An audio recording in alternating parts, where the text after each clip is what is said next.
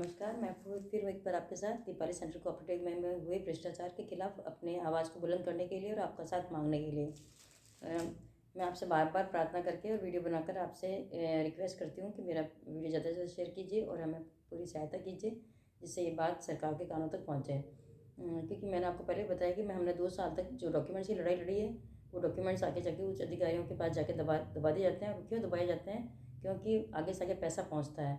तो मैं आपको आज बताना चाहूँगी, जब मेरे ब्रदर हैं जो ब्रिजेश भदौरिया और उनकी डेथ हुई, उसके बाद में मैं और मेरी भाभी इस मैटर के मामले में जानकारी लेने के लिए अलग अलग कार्यालयों में गए कि भाई ये मैटर क्या था और इन पर इतनी बड़ी राशि कैसे लगाई।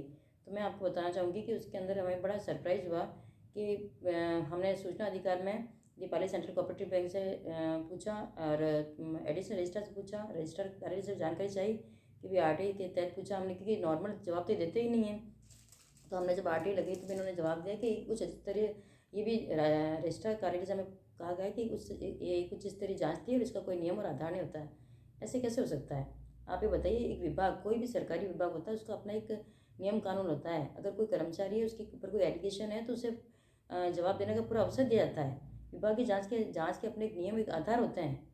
और इसके अलावा अगर कोई भी कर्मचारी है, इवन तो अभी कोई जो रिश्वत कांड में भी ट्रैप होते हैं, उन्हें भी बराबर अधिकार है कि वो अपना जवाब प्रस्तुत करें। तो स्वर्गीय ब्रिजेश भदौरिया को ये राइट क्यों नहीं दिया गया? उनके ऊपर जो एलिगेशन लगाया, उसका क्या नियम और क्या आधार माना, हमें दीजिए ना आप। मैं आपको बताऊं कि इस बारे में मेरे जो स्वर्गीय भाई थे, वो लगातार डॉक्यूमेंट्स मांग रहे थे कि मेरे ऊपर जो एलिगेशन लगाई है वो मुझे दिए जाएँ। तो उन्हें कभी नहीं दिए। वो लेटर्स हमारे पास हैं, आप मांग सकते हैं हमसे। इसके अलावा हमने भी लगातार इनसे मांगा है कि वो हमें डॉक्यूमेंट्स अवेलेबल कराइए जिसके आधार पर आपने इतनी बड़ी राशि उन पर लगाई है। तो इनके पास कोई जवाब नहीं है। तो स्पष्ट है कि रिश्वत नहीं मिलने के कारण इतनी बड़ी राशि लगाई है। और उसके बाद में आरटीआई सहायकर्ता जो जयपुर हैं, उन्होंने हमें जवाब दिया कि एक उच्च स्तरीय जाँच थी और उसके अंदर कोई भी तरह की कोई नियम कानून नहीं होता है। ये बहुत ही हास्यप्रद है, बहुत ही सरप्राइज जवाब था कि भारत एक लोकतंत्र है जहाँ पर मतलब कि आरटीआई सहायकर्ता जो मतलब कि मैं मानती हूँ कि शायद RS एलर्ट से अपॉइंट हुई होंगी, और उन्होंने इतना मतलब कि हास्यप्रद जवाब दिया। सूचना आयोग में बड़ा ही मतलब कि मैं तो उसे बड़ा अफसोसजनक मानती हूँ। क्योंकि एक उससे चाहे एक उससे उच्च स्तरीय जाँच हो, कुछ भी हो, तो उसका एक अपना आधार, एक नियम होता है कि आप एक बाबू पर जिसके पास कोई राइट नहीं थे, कुछ भी उसके पास फाइनेंशियल राइट नहीं थे, उसे उसका लोन से कोई सरोकार नहीं था, आप इतनी बड़ी राशि उस पर कैसे लगा रहे हैं, उसे इतना बड़ा एलिगेशन कैसे दे रहे हैं? 36 ईयर्स की जॉब में उन पर कोई प्रकार का एलिगेशन नहीं था, पर वहाँ से कोई जवाब नहीं है। सिर्फ एक ही बात है कि बस लगा दी लगा दी। अब आप कोर्ट में जाइए। अभी हम कोर्ट में जा ही रहे हैं, हमें अभी हमारे 2 केस लगे हैं, और हम आगे भी जाएंगे। और मैं इसमें मैंने आपको पहले बताया कि भूमाराम जी एक एडिशनल रजिस्ट्रार थे, जिन्होंने 2 जाँच के जो डिसीजन दिए। पहली जाँच में उन्होंने 40 लाख वसूली लगाई और दूसरी जाँच में उन्होंने उन पर कोई वसूली नहीं लगाई। उन्होंने लिखा कि नहीं, बैंकिंग साइट पर डिसिप्लिनरी एक्शन होता है, कोई वसूली नहीं लगाई जा सकती। तो ये कैसे हो सकता है? एक पे आपने 40 लाख लगाई और दूसरे पे कोई तरह की वसूली नहीं लग गई। तो मतलब कि स्पष्ट है कि अधिकारी जो पहली जांच में है, उसमें कहीं ना कहीं भ्रष्टाचार किया, बहुत बड़ा भ्रष्टाचार किया है, और आज भी उनके पास कोई जवाब नहीं है। और मैं आपको बताऊंगी कि जब हमने MD से भी, उन्होंने कहा कि आप ये करिए कि अगर आपको ज़्यादा ही डॉक्यूमेंट चाहिए अगर जानकारी के लिए, तो आप MD पाली से मांगे, क्योंकि उनके पास सारे वो दस्तावेज हैं जिनके आधार पर हमने ये एलिगेशन लगाया है। तब हमने MD से ये सूचना मांगी तो उन्होंने कहा कि नहीं, हम तो आपको कोई सूचना देंगे ही नहीं, क्योंकि हम 2H में नहीं आते हैं। अब आप ये देखिए कि जो पाली सेंट्रल कोऑपरेटिव बैंक में, वहाँ तो इतना मतलब कि भ्रष्टाचार इतना खुल के होता है, क्योंकि वो कहते हैं कि हमारे ऊपर तो, ये मुझे वर्बली ये बात कही कि हम तो सुप्रीम कोर्ट से भी ऊपर हैं, हमसे आज तक कोई नहीं जीता है। लेकिन इस बार मैंने उन्हें चैलेंज किया कि मैं आपको जीत के बताऊँगी, और मैं बहुत कॉन्फिडेंट हूँ, इसीलिए बराबर आज ये लड़ाई लड़ रही हूँ और आज आपका साथ भी मांग रही हूँ। तो उन्होंने हमें कोई भी डॉक्यूमेंट्स अवेलेबल नहीं कराए, कहते हैं हम 2H में नहीं आते हैं। लेकिन जब उन्होंने 17 साल में धर्मेंद्र कुमावत को 11th पास को बैंकिंग सहायक बनाया, तो वो कहते हैं हम राजस्थान राज्य सूचना के तहत आते हैं। ये कैसे हो सकता है? आप जहाँ आपको कोई डॉक्यूमेंट्स अवेलेबल कराना है, तो आप कहते हैं कि हम राजस्थान सरकार के अंडर में नहीं आते हैं। क्या भैया आपकी बैंक अपनी है क्या? क्या आप स्वायत्त संस्था हैं? क्या प्रमोद जी दवे हैं मुख्य प्रबंधक, वो ये जवाब देते हैं? तो मैं उनसे पूछती हूँ, क्या भैया आपने बैंक खुद बनाई है क्या? इसका जो MD है वो गवर्नमेंट का है, इसका एडिशनल रजिस्ट्रार गवर्नमेंट का है, रजिस्टर गवर्नमेंट का है, जो रिक्रूटमेंट से बच्चे आते हैं वो गवर्नमेंट कॉम्पिटिशन से आते हैं। तो आपकी स्वायत्त संस्था कैसे हो गई?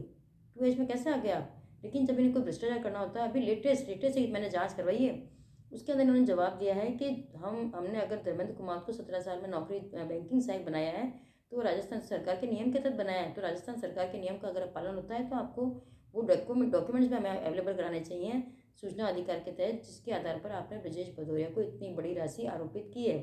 लेकिन मैं आपको उससे बार बार कह रही हूँ कि आपको हमारा साथ देना होगा, क्योंकि वो बार बार ये हम बार बार ये मांग रहे हैं। इवन तो रजिस्टर्ड कार्यालय से भी मांग रहे हैं, और रजिस्टर्ड कार्यालय एक लोक प्राधिकरण है जिसको राइट है, उसके पास ये निहित शक्तियाँ हैं। जब आप 2019 में अपने अधिकारों का उपयोग करके नॉन प्रॉफिट अकाउंट की जाँच करा सकते हैं, तो आप हमें वो डॉक्यूमेंट्स भी दिलवा सकते हैं, क्योंकि रजिस्ट्रार के पास एक पावर है कि वो अपने आदेश के तहत उन्होंने हमें कई जो डिसीजन हुए हैं उसके तहत भी वहाँ से आदेश भेजे हैं रजिस्ट्रार ने कि आप इन्हें सूचनाएं दें।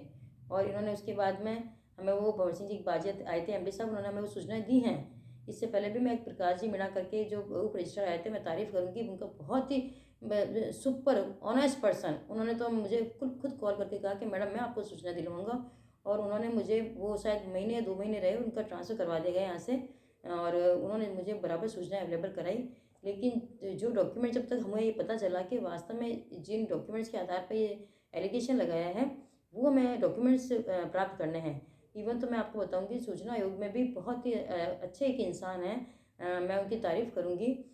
और इवन तो मैं जो राज्य सूचना के जो मैं कोर्ट एडिशनल रजिस्ट्रार की सुनवाई होती है, और डीबी गुप्ता साहब की भी तारीफ़ करूंगी। इवन तो वहाँ के जो एक और लक्ष्मण सिंह जी हैं उनकी भी बहुत तारीफ़ करूंगी। माननीय न्यायाधीश दोनों बहुत ही तारीफ़ काबिल हैं। और वहाँ पे एक शख्स और हैं, उन्होंने हमें ये कहा कि मैडम आप सबसे बड़ी बात तो है कि आप इस मैटर के अंदर स्क्रूटनी वाले दस्तावेज मांगे। तो तब हमें ये पता चला, और हमने स्क्रूटनी वाले वो दस्तावेज बार बार मांगे हैं आटे के तहत। लेकिन आप मानेंगे कि रजिस्ट्रार कार्यालय से भी स्क्रूटनी वाले दस्तावेज की कोई भी सुनवाई नहीं की जा रही है, ना ही हमें दिलवाए जा रहे हैं। और MD Deepali central cooperative bank तो इस मामले में बिल्कुल ही चुप्पी लगा कर बैठ गए।